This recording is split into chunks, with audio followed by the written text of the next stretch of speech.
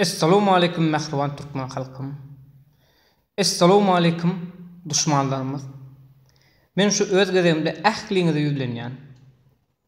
İlki bilen Türkmen halkymy ýüzlenýän, mehriban doganlarymy ýüzlenýän, mehriban doganlarymyz.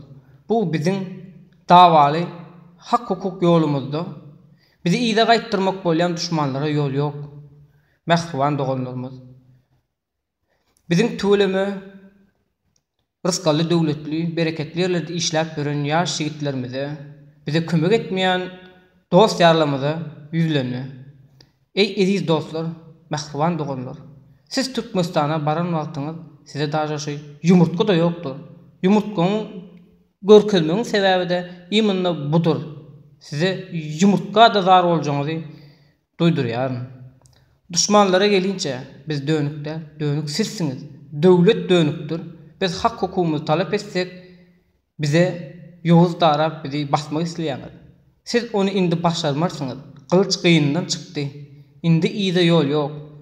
Bizim Oğuzhan'dan gaýdyan ata-babalymyz kılıç hakkı bilen alan Türkmen vatanymyzy size iýdirmeriz.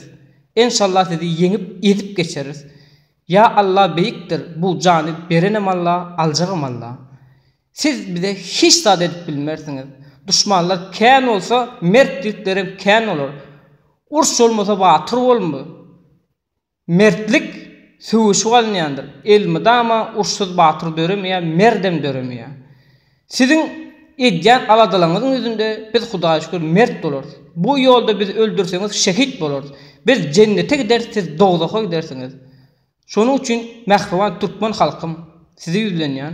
Bu biziň watan üçin dawamyzda bizi iyide gaýtdyryp biljek diňe Allah'dan.